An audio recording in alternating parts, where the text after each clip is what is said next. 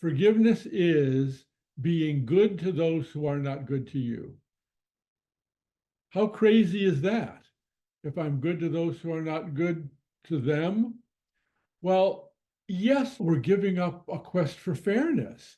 We're giving up a quest for justice as we deal with mercy.